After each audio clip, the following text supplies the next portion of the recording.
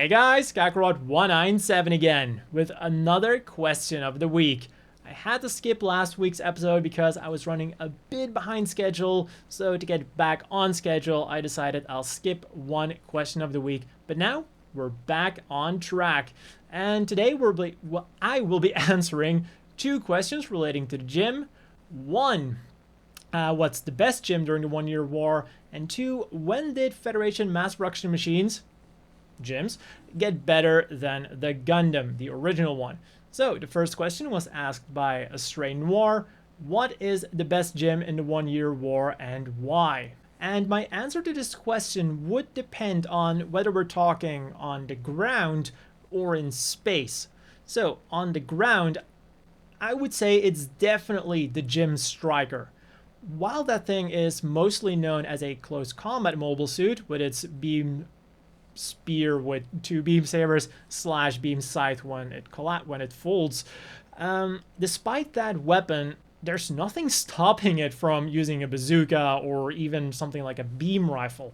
And with its high output backpack and its extra armor all over its body, it's really good at just about everything. It's fast, it's well armored, and it's got great specs all around. If I had to fly anything on Earth, it would be a Gym Striker. Then when we get to space, on the other hand, there are two machines that I would say are the best.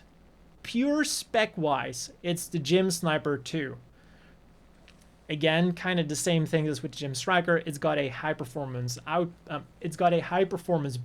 with really high output, and it also said in the master grade manual that it prioritizes precision over raw power, despite still being plenty powerful enough. So that really makes it sound like something for an ace pilot, like precision stuff. You really know what you're doing. It's got those powerful leg thrusters too. Its generator is also very powerful to power all of that, and it's got some powerful weapons. Now, the one thing where the Gym Sniper 2 falls a bit short is in customizability or flexibility, maybe, because the Gym Sniper Custom, while it might have a little bit less raw power, it does have a lot of hard points. So it can equip basically anything it wants. It can equip a bazooka on the back. It can equip all kinds of guns on his legs. So you can outfit that thing the way you want it to. The Gym Sniper 2, you carry what you carry, and that's what it's going to be. With the Gym Sniper Custom, you can say, oh, I'm putting a bazooka on my backpack for when I encounter an enemy ship. I'm putting a pistol on my leg as an extra emergency weapon, and I'm launching into battle with a beam rifle, or I'm launching into battle with something else. So you have a lot more flexibility with the Gym Sniper Custom. So when it comes to space, it really depends on what you prioritize. The Gym Sniper 2 has the raw performance that is even set to rival the Gundam, and to be honest, when you look at all those thrusters, I would say it surpasses the Gundam in some aspects. And then the Gym Sniper Custom has more flexibility, more customizability. So if you prefer that, then the Gym Sniper Custom is going to be better for you. Which then brings us to the second question, which was asked by the mighty Ripcord. At what point, if at all, do you think Federation mass-produced mobile suit performance exceeded that of the original Gundam? The Jesta, the Jagan, or even sooner? And honestly, it's definitely sooner, but the answer is gonna depend on how we define mass-produced machines. Now, first, I quickly want to tackle the original Gundam. The thing with that is, it's not nearly as overpowered as a lot of people think it is. Like, when it was first shown in the anime, it definitely had quite an invincible aura around it, but that was a combination of luck and technology in the beginning, and then that was quickly also solved with skill on Amuro's part. So, when it first was introduced, it had the luck that it only met Zaku's with machine guns, and even the bazooka round didn't do too much damage. It still definitely put a dent in it, but it could only do so much. And then by the time that Zeon did start putting out those more powerful machines, such as the Goof, the Dom, and the Gelgoog, Amuro's skills had progressed to such a point that he was pushing the Gundam well beyond its operational limits. In fact, that's why he got magnetic coating. So when Ron Moral said that Amuro only won because of his machine, maybe at that time that was true, but later on, it was most definitely Amuro pushing the performance of the Gundam. So they formed like a neat little team that by the end of the war was perfectly in sync with each other. So you could almost say that put Amuro even in a gym and he would have achieved like similar performance if he had the magnetic coating. So this is why I said that it was definitely sooner, because even during the 1-year war, we have gyms that are set to rival the Gundam. Like I said earlier in the video, the Gym Sniper 2 has a performance that on paper is equal to or surpasses the Gundam. But of course, do we see the Gym Sniper 2 as a true mass production machine, or is that more of an ACE limited production machine? So we move on to 0083 and we get the Gym Custom, which was meant as a mass production machine, but didn't quite become a mass production machine, and again ended up as kind of an ACE limited production machine. And the thing with the Gym Custom is that was meant as a mass production version of the Alex.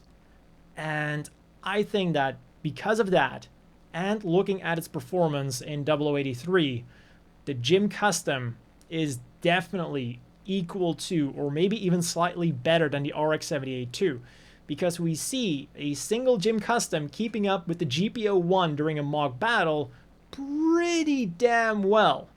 And I would definitely say that the GPO-1 is superior to the RX-78-2.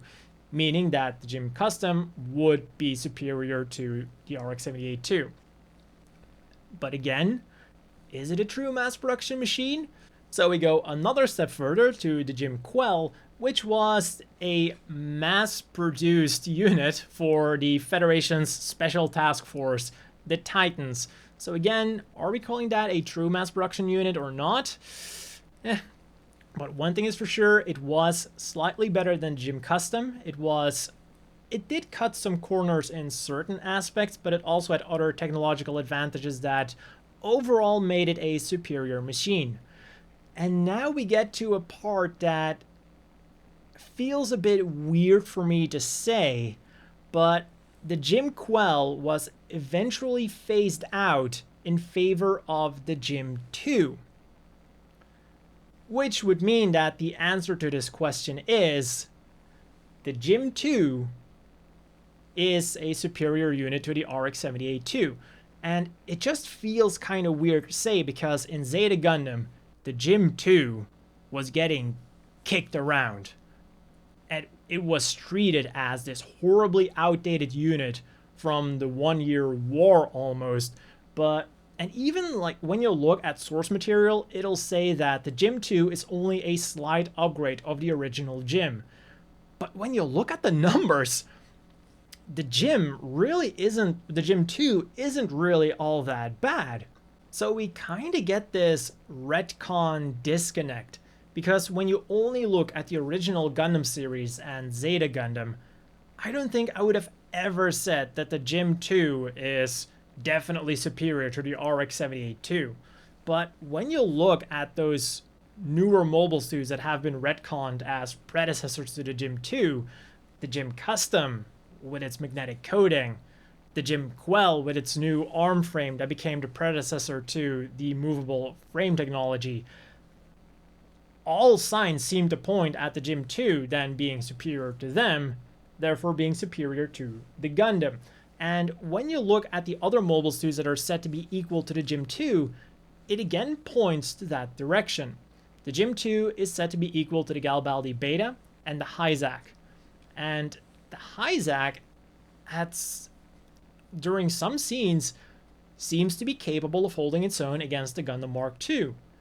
And then the Garibaldi Beta is a refined version of the Garibaldi Alpha, which was set to be this super fearsome mobile suit that was maybe fielded at the end of the 1 Year War, maybe not, depending on which source you look at. So that would mean that the Garibaldi Alpha was at about the same level as the RX-78-2, maybe a bit better, maybe a bit worse. So then the refined version would be better than the Gundam, Gym 2 equal to the Garibaldi Beta, therefore Gym 2 better than the Gundam. So while the conclusion might be a bit shocking to some, it is very important to keep in mind that the RX-78-2 was piloted by one of the top aces ever, who was also one of the most powerful new types ever.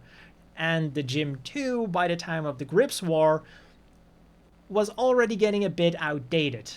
And any good pilot was either flying a Hyzak or something better, which I think definitely attributed to the kind of bad rep that the Gym 2 gets, be it on the Federation side or the AUG side, because the AUG also had better machines available to them. They had the Rig DSs and later the Nemo. So that was all for this question of the week. Let me know down below what your answers to the questions are, and if you have any other questions you want me to answer in a future episode, also post them down below. So then, all that's left for me to do now is to give a big thank you to the Patreon supporters. I hope all of you watching have a great day, and I'll see you all next time.